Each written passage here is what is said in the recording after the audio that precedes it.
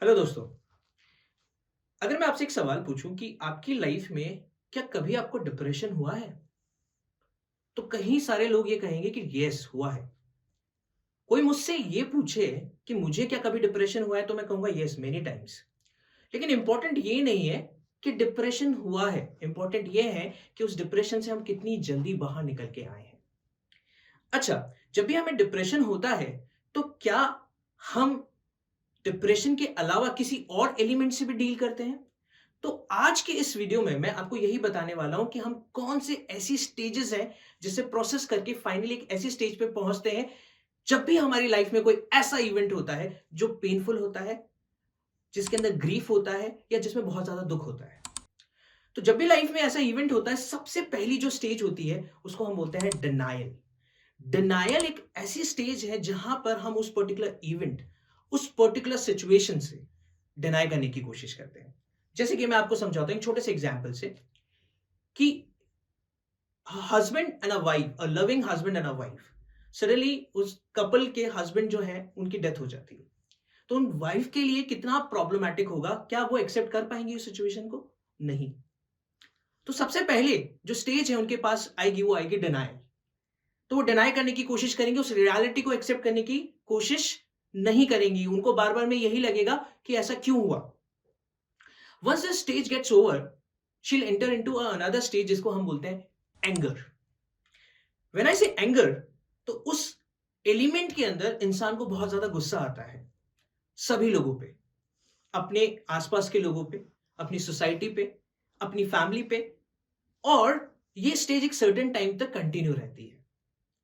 After anger, the person enters into another stage जिसको हम बोलते हैं bargaining, negotiation. Now this bargaining and negotiation basically talks about कि इंसान इस पर्टिकुलर स्टेज में अपने लोगों से बार्गेन करने की कोशिश करता है, नेगोशिएट करने की कोशिश करता है। रियलिटी को एक्सेप्ट ना करने की वजह से बार बार में ये कहता है कि ऐसा नहीं हुआ है, ऐसा नहीं हो सकता। और भगवान से प्रार्थना करता है, गॉड से प्रे करता है कि नहीं, ये मेरी जिंदगी में क्यों हुआ, ये नहीं होना चाहिए था भगवान, और प्लीज ऐसा मत करिए मेरी जिंदगी में। तो हम बार बार में क्या करते हैं, नेगोशिएट करते हैं। और फाइनली हम एक ऐसी स्टेज में एंटर हो जाते हैं जहां पर हम दुनिया से डिस्कनेक्ट हो जाते हैं, and that stage is depression.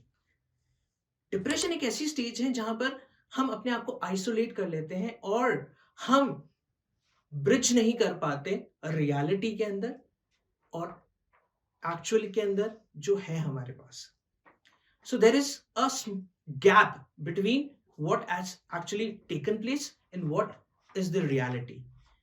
Now, finally, इस डिप्रेशन वाले स्टेज से निकल के आदमी एक फाइनल स्टेज पे पहुंचता है जिसको हम बोलते हैं एक्सेप्टेंस। एक्सेप्टेंस एक ऐसी स्टेज है जहां पर इंसान फाइनली ये डिसाइड करता है, या फिर उसको ये डिसीजन लेना पड़ता है कि whatever happened is actually took place and I have to live with it. मुझे इस चीज के साथ मूव ऑन करना पड़ेगा। और जब इंसान ये एक्सेप्ट कर लेता है, तो वो इस पर्टिकुलर 5 स्टेजेस से बाहर निकलता है।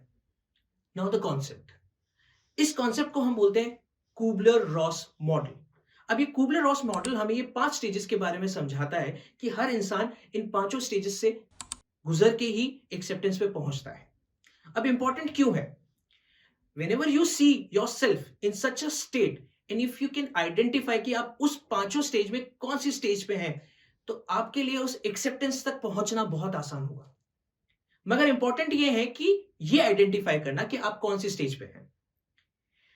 अगर ये आइडेंटिफाई हो जाए, तो हम इजीली उस डिप्रेशन से एक्सेप्टेंस वाली स्टेज पे बहुत आसानी से पहुंच सकते हैं और हम इस चीज पे आगे जाके अपनी लाइफ को वापस से स्मूदन अप कर सकते हैं, इजी कर सकते हैं।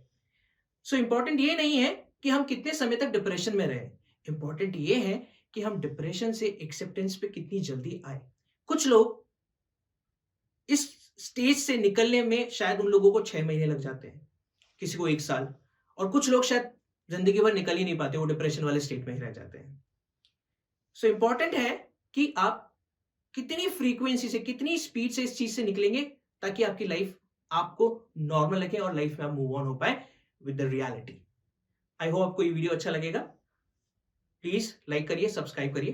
Thank you.